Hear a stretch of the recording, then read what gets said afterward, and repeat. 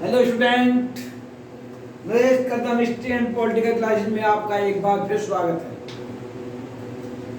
तो कल वाली क्लास में आपको बच्चों मैंने पढ़ाया था अलाउद्दीन खिलजी, और अलाउद्दीन खिलजी का मैंने बताया था आपको शासनकाल 1296 से 1316, और उसका जो वास्तविक नाम बताया था वो बताया था मैंने अली उर्साक। और मैंने आपको बताया था कि जो अलाउद्दीन खिलजी का जो निकाह हुआ था वो फिरोज खिलजी की पुत्री थी मलिक जहां, उससे इसका विवाह हुआ था, यानी निकाह हुआ था। और ये फिरोज खिलजी का भतीजा था और फिर इसका दामाद भी बन गया। और इसके राजत्व सिद्धांत जो बताया था कि अलाउद्दीन खिलजी जो अपना शासन चला रहा था, वो चला रहा था, इसने अपना शासन इस्लाम धर्म सिद्धांतों पर चलाकर क्या चलाया, अपने अनुसारी शासन चलाया था। और इसने खलीफा से कोई भी सुल्तान की उपाधि धारण नहीं की थी, और इसने अपना शासन की स्थापना कैसे की, बलबन की तरह ही की थी, निरंकुश शासन में। ठीक बच्चों। और विद्रोह को दबाने के लिए क्या क्या प्रयास किए थे वो मैंने आपको बताए थे कि उसने दान, उपहार, पेंशन आदि में जो मिली हुई भूमि थी, जो पहले भूमि देने की प्रथा थी, उस भूमि को उसने वापस ले लिया था, और वापस लेके उस भूमि को क्या बना दिया, खालसा भूमि। और खालसा भूमि क्या होती है, सरकारी भूमि, यानी उसने वो भूमि सब अपने अपने लिए ले ली। और फिर नेक्स्ट था गुप्तचर विभाग की स्थापना कराई गुप्तचर विभाग की, कि गुप्त रूप से इस चीज की जानकारी मिलती रहे कि कौन व्यक्ति या कौन लोग जो सुल्तान के खिलाफ कौन लोग जो हैं विद्रोह कर रहे हैं। ठीक है बच्चों। और उसके अलावा गुप्तचर विभाग की स्थापना में बताई क्यों कराई थी, और उसने शराब, भांग, जुआ आदि पर भी रोक लगा दी थी। तो रोक क्यों लगाई थी, रोक इस वजह से लगाई थी कि शराब पीने वाले लोग कई सारे समूह में बैठ जाते हैं, भांग पीने वाले लोग वो भी कई सारे समूह में बैठते हैं, और जो जुआ खेलने वाले लोग हैं वे भी कई लोग सारे बैठते हैं। यानी वो लोग इकट्ठा होकर सुल्तान के खिलाफ कोई भी साजिश ना रचे, इस वजह से ये भी रोक लगा दी थी। और उसने अमीरों और सरदारों की दावतों पर भी रोक लगा दी, क्योंकि पता था कि जो दावतें होती हैं, दावतों में बहुत ज़्यादा भीड़ हो जाती है, और बहुत ज़्यादा भीड़ होने के बाद जो सुल्तान के विरोधी लोग थे वो कोई भी षड्यंत्र रच सकते हैं, इस वजह से दावतों पर भी रोक लगा दी थी। और हिंदुओं पर भी उसने कठोर नीति अपनाई थी। तो ये मैंने आज से पहले वाली क्लास में बता दिया था, और अब आपको नेक्स्ट जो भी पॉइंट है वो आपको मैं बताता हूँ, जरा आप ध्यान से देखिए।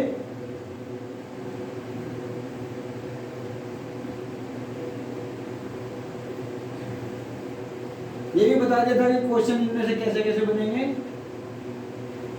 तो मेरी जो हिस्से वाली पिछले वाली वीडियो आप ध्यानपूर्वक सुन लें।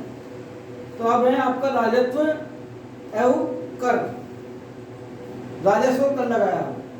ठीक है बच्चों, राजस्व व कर व्यवस्था।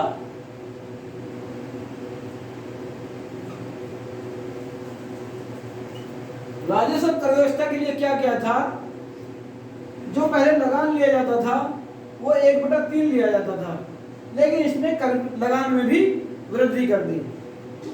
लगान में भी वृद्धि कर दी। लगान कितना कर दिया, यानी उपज का आधा 1/2 50% कर दिया था। लगान में वृद्धि करके, लगान में वृद्धि करके उसको कितना कर दिया था, 1/2, यानी 50% कर दिया। क्या मतलब हुआ इसका, इसका मतलब हुआ जितनी भी उपज होगी उसको जो सुल्तान को कितनी देनी पड़ेगी, 1/2, यानी जितनी उपज हुई है उसकी आधी। और नेक्स्ट था, इसने और टैक्स भी लगाए थे। कौन से टैक्स, एक तो लगाया था इसने चराई कर, यानी जहां भी कोई पशु वगैरह चरते हैं उस पर भी टैक्स लगा दिया, चराई कर। एक लगाया था घरी कर, घरी कर, ये 2 टैक्स उसने लगाए। और टैक्स के साथ साथ जो भूमि की नाप थी, भूमि की नाप कराकर ही करों का निर्धारण किया। करों का निर्धारण भूमि की नाप द्वारा, करों का निर्धारण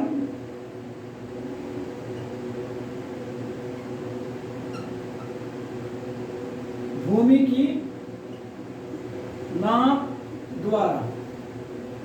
यानी पहले क्या होता था कि करों का निर्धारण कर दिया जाता था इसी तरह से यूं ही, लेकिन इसने भूमि की नाप कराई कि भूमि को नाप कर उसका पक्का पता पड़ जाए कि वो कितनी है, कितने बीघे है, उसी हिसाब से उस पर कर निर्धारित किया जाएगा। ठीक है बच्चों। और उसने राजस्व को इकट्ठा करने के लिए, किसको? कर को इकट्ठा करने के लिए उसने, कर को इकट्ठा करने के लिए उसने क्या करा? एक नया पद बनाया। एक नया पद बनाया। कौन सा पद बनाया था बच्चों? वो बनाया था दीवाने मुस्तखराज। एक नए पद की स्थापना कर, एक नए पद की स्थापना। कौन सा पद? पद था दीवाने मुस्तखराज।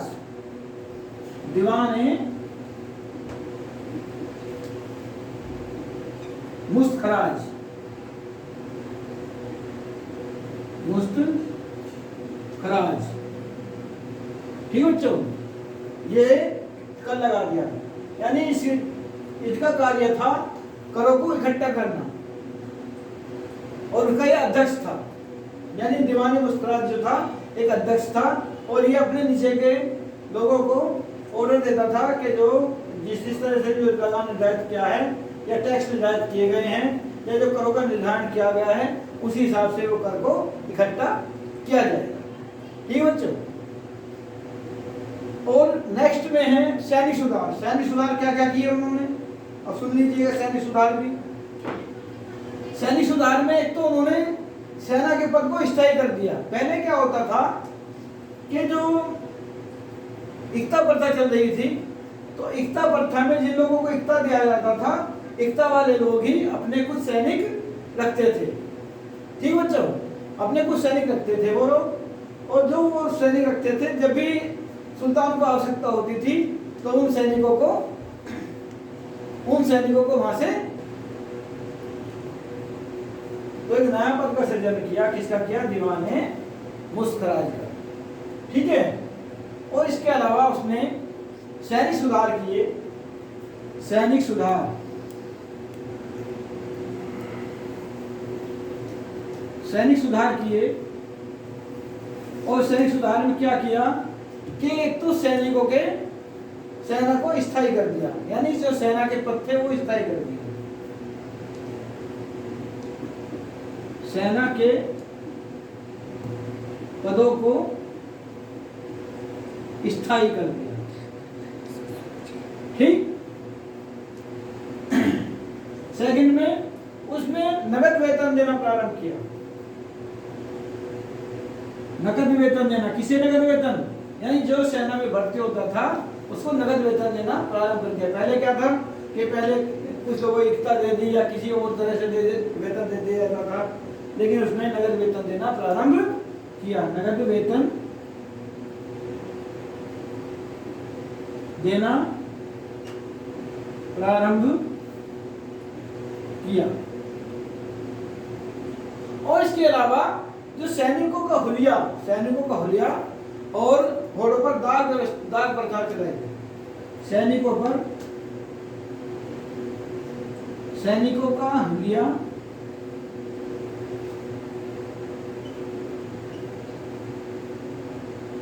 हुलिया और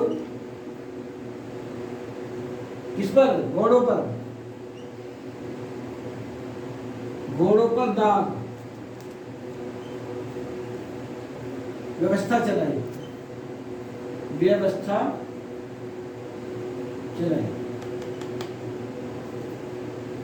तो ये क्यों चलाई थी? क्या था इसका मानना था कि जो सेना में भर्ती होंगे लोग, जिनको सैनिकों को भर्ती किया गया है, उन लोगों को पता होना चाहिए कि सेना में कौन लोग कौन सैनिक है। और जिस तरह से अब तुम्हें पता है कि जब सैनिकों की भर्ती होती है उनके फार्म भराए जाते हैं और फार्म भरने के बाद में जो भी उनकी जब नौकरी लगाती है उनके फोटो लिए जाते हैं, उनके फिंगरप्रिंट लिए जाते हैं, तो इस तरह का होता है। तो अब तो वर्तमान में इस तरह का हो रहा है। उस समय क्या था, उस समय सैनिकों की हुलिया रखी जाती थी कि उसकी लंबाई क्या है, उसकी चौड़ाई क्या है, उसकी आँख कैसी है, उसके शरीर पर दाग कहाँ, कोई दाग है, कोई चिन्ह है बना हुआ नहीं है, या तो उसकी पहचान के लिए, इसका मतलब था कि सैनिकों की पहचान के लिए हुलिया बनाई जाती थी। और जो सैनिकों के घोड़े थे उन घोड़ों पर भी एक शासन का दाग लगा दिया जाता था, यानी ठप्पा। जिस तरह से तुमने देखा होगा, जैसे बहुत से लोग बैंकों से जो जानवरों को वो लेते हैं लोन पर, जब लोन से लेते हैं जानवरों को, भैंस लेता है कोई किस तरह से, तो उन पर जो ठप्पे लगा दिए जाते हैं, ठप्पे या कान में बिल्ला डाल दिया जाता है। तो वो किस लिए, उनके पहचान के लिए कि ये लोन से ली गई है। ठीक है, अगर कोई किस तरह की दिक्कत आए तो उसकी पहचान हो जाएगी ये जानवर ऐसा। तो ऐसे ही घोड़ों पर दाग की व्यवस्था थी कि जो सैनिक हैं उनके घोड़े, उन पर दाग लिया जाता कि ये घोड़े सेना के घोड़े हैं। ऐसा नहीं था कि उन घोड़ों के जगह कोई दूसरा घोड़ा एंट्री कर दे, तो उसकी एंट्री अगर कोई कर देगा तो क्या होगा, तो घोड़े पर दाग ही नहीं मिलने का, तो इसका पता पड़ जाएगा कि ये घोड़ा दूसरा शामिल कर दिया है। तो ये था इसका। ठीक बच्चों, अब नेक्स्ट में देखिए आप, नेक्स्ट में क्या, पहले आप ऊपर से देख लीजिएगा। इसमें क्या बताया मैंने कि राजस्व कर व्यवस्था प्रारंभ की, और इसमें क्या किया कि एक तो लगान में वृद्धि करके उसका कर कितना कर दिया, 1/2 यानी 50% कर दिया। टैक्स लगाया चलाई कर और घरी कर लगा दिया। और करों का निर्धारण क्या है, भूमि की नाप द्वारा, भूमि की नाप द्वारा प्रारंभ किया गया और एक नया पद बनाया गया, दीवाने मुस्तराज। तो मैं आपसे बता रहा हूं कि क्वेश्चन किस तरह से पूछे जा सकते हैं, उनको देखिए। क्वेश्चन कैसे पूछे जा सकते हैं, दीवाने मुस्तराज जो राजस्व विभाग का पद था वो सल्तनत काल के किस सुल्तान ने प्रारंभ किया था। तो आपका उत्तर होगा अलाउद्दीन खिलजी। या ये पूछा जा सकता है कि अलाउद्दीन खिलजी की शासन व्यवस्था में, शासन में कर कितने लिया जाता था, तो उसका उत्तर होगा 1/2। ठीक। और ऐसे ही यानी ये पूछा जा सकता है कि सैनिकों का हुलिया और घोड़ों पर दाग व्यवस्था किसने चलाई, तो उत्तर होगा आपका अलाउद्दीन खिलजी। तो अब आप नेक्स्ट देखिए,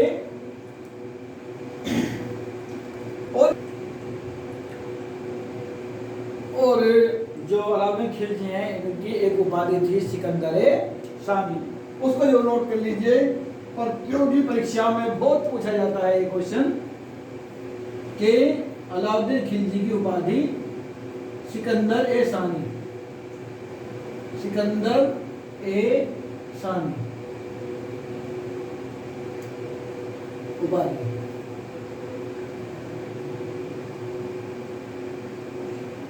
इसका प्रश्न कैसे बनेगा, तो किसकी, अलाउद्दीन खिलजी की उपाधि क्या थी, सिकंदर ए शानी। तो ये क्वेश्चन बहुत पूछा जाता है कि सिकंदर ए शानी किसे कहा जाता था, अलाउद्दीन खिलजी को। ठीक है, अब नोट कीजिएगा आप, बाजार नियंत्रण, बाजार नियंत्रण,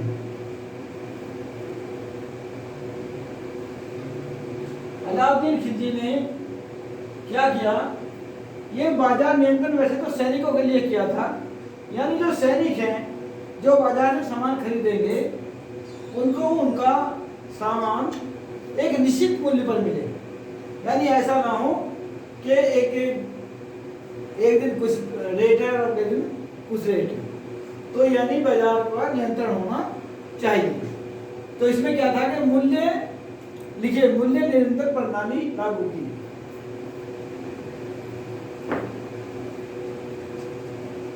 मूल्य नियंत्रण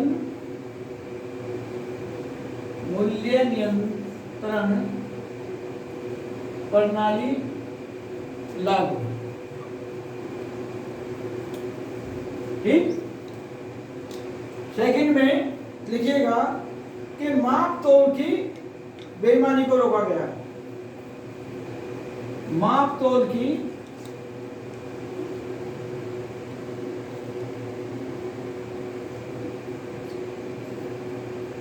बेईमानी को रोका। ये क्या थी माप तोल की बेईमानी? यानी जो सामान लिया जा रहा है बहुत से तोलने में दे दिया जा रहा है 1 किलो, और कुछ इस तरह से उसको तराजू को हल्का हाथ के स्टाइल से किसी भी करके उसको जो कम तोल देते थे, यानी माप तोल की बेईमानी नहीं होनी चाहिए। और ऐसा कहा जाता है कि अलाउद्दीन खिलजी ने इतना कड़ा नियम बनाया था माप तोल के लिए। क्या बनाया था कि अगर व्यक्ति 1 किलो सामान ले रहा है तो उसका सामान 1 किलो उतरना ही चाहिए। अगर 1 किलो में 900 ग्राम दे दिया ना, तो 100 ग्राम उसके शरीर से मांस काट लिया जाएगा। इतना कड़ा नियम बनाया था, इस तरह से बताया जाता है। ठीक है बच्चों। और नेक्स्ट में लिखिएगा आप, जो खाद्यान्न है, खाद्यान्न बाजार बनाए गए, मतलब उनके जो उनके बाजार बनाए गए अलग अलग, सबके बाजार अलग अलग बनाए गए। जैसे बुनकरों का बाजार अलग कर दिया, दैनिक वस्तु जो खरीदी जाती है उनका बाजार अलग कर दिया, पशुओं का बाजार अलग कर दिया, जो दास खरीदे जाते थे उनका बाजार अलग कर दिया, और खाने पीने का जो सामान था उसका बाजार अलग कर दिया। यानी ऐसा नहीं है जैसे अब बाजार बने हुए हैं कि हम शहर में जाएंगे और शहर में मिक्सचर, कहीं जूते की दुकान है, कहीं परचून की दुकान आ गई, कहीं टोकरे बन रहे हैं और अलग अलग तरह के, कहीं टेलीविजन बिक रहे हैं, कहीं फ्रिज की दुकान आ गई, कहीं कूलर की दुकान आ गई। तो इस तरह से मिक्सचर है ना बाजार में। तो इस तरह का बाजार नहीं था। अलाउद्दीन खिलजी ने बहुत अच्छी व्यवस्था बनाई थी ये तो, कि उन्होंने बाजार अलग अलग बनाए थे। ठीक है बच्चों। तो कैसे बाजार थे वो? खाद्यान्न बाजार, खाद्यान्न बाजार,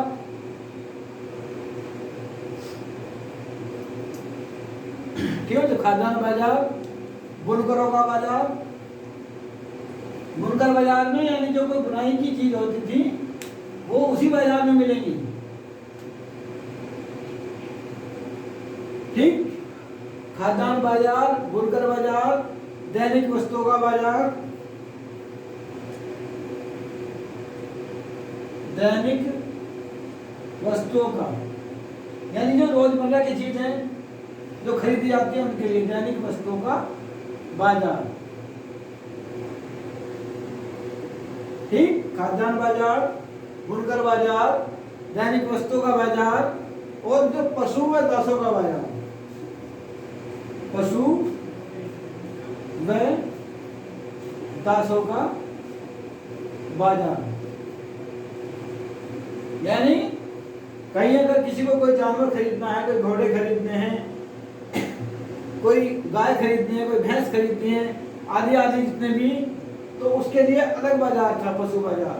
और दासों का बाजार वो अलग था। दास बाजार आप समझते होंगे। दास बाजार में व्यवस्था थी कि जिस तरह से नौकर होते हैं ना, तो नौकर को बाजार से खरीद लिया जाता था, बाजार से खरीद लिया जाता था, और बाजार से खरीदकर उनको जो है उनसे कार्य कराए जाते थे, तो वो कहलाए जाते थे दास। और आगे मैं पढ़ाऊंगा जब तुगलक काल आएगा, उसमें जो फ़िरोज तुगलक रहा है, फ़िरोज तुगलक के सर्वाधिक यानी किसके शासनकाल में सर्वाधिक दास थे? फ़िरोज तुगलक के शासन काल। ये बच्चों चलो देखिएगा।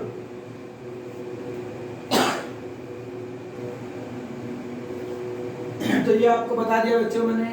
फिर था उसने साम्राज्य विस्तार क्या किया, साम्राज्य का विस्तार।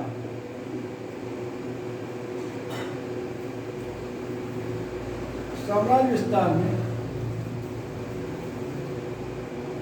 उसने गुजरात, रणथंभौर, चित्तौड़, गुजरात ये पर उन पर जो है आक्रमण किया था और अपने साम्राज्य का विस्तार किया था। उसमें कौन से? गुजरात, रणथंभौर,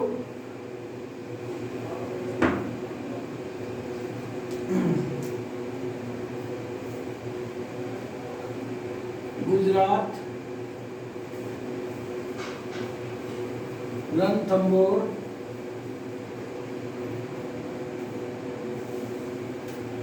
रणथंभौर गुजरात, रणथंभौर, चित्तौड़ और मालवा का अभियान। मालवा अभियान। और इसके अलावा यानी गुजरात के अभियान के दौरान, जिस समय गुजरात का अभियान किया, इसको आप मैं यहां नोट करता हूं। गुजरात अभियान के समय गुजरात अभियान के समय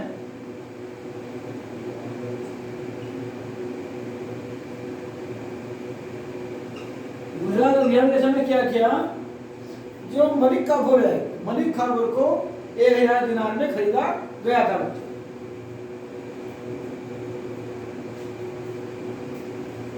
गुजरात अभियान के समय मलिक काफूर को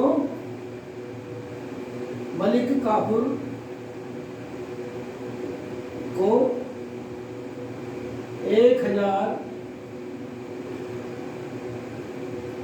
दिनार में खरीदा गया, दिनार में खरीदा।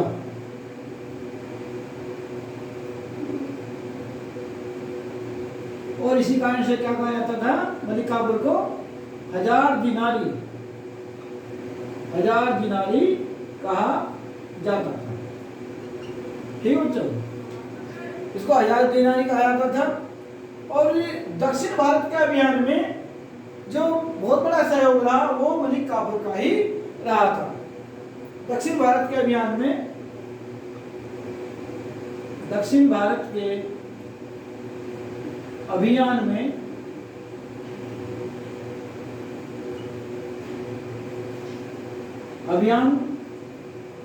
यानी दक्षिण भारत को जीतने का श्रेय करें। दक्षिण भारत पर विजय का श्रेय मलिक काफूर को ही दिया जाता है। मलिक काफूर को ही दिया जाता है। तो आप लोग इसको अच्छी तरह से देखेंगे वीडियो को, और ये पॉइंट भी देख लेंगे। बाजार नियंत्रण, मादा मूल्य नियंत्रण 15 लागू की गई थी। माप तोल की बेईमानी को रोका गया था। खाद्यान्न बाजार, बुनकर बाजार, दैनिक वस्तुओं का बाजार, पशु या दासों का बाजार, साम्राज्य विस्तार किया, यानी गुजरात पर, रणथंभौर पर, चित्तौड़ पर, मालवा पर अभियान चलाए थे इसने। और मलिक काफूर को गुजरात अभियान के दौरान 1000 दिनार में खरीदा था। इसी कारण इसको क्या कहा जाता था, 1000 दिनारी कहा जाता था। और दक्षिण भारत पर विजय के श्रेय किसे दिया जाता है, मलिक काफूर को ही दिया जाता है। तो आप लोग इसको अच्छी तरह से देखेंगे, क्वेश्चनों को बार बार देखें, तो जो भी अलाउद्दीन खिलजी से संबंधित जितने भी क्वेश्चन हैं वो आपको अच्छी तरह से याद हो जाएंगे। ठीक है बच्चों, और नेक्स्ट वीडियो में कल जो मुबारक खिलजी हैं उनके बारे में बताऊंगा, और खिलजी वंश से संबंधित जो भी कुछ और भी पॉइंट रहे हैं वो मैं कल आपको बताऊंगा। ठीक है बच्चों, तो आप जो है वीडियो को देखते रहें। मैं लगातार सतत कल पढ़ा रहा हूँ। अब खिलजी वंश खत्म हो जाएगा, कल समाप्त हो जाएगा, और कल के बाद आपका चल जाएगा तुगलक वंश। ठीक है, तो आप लोग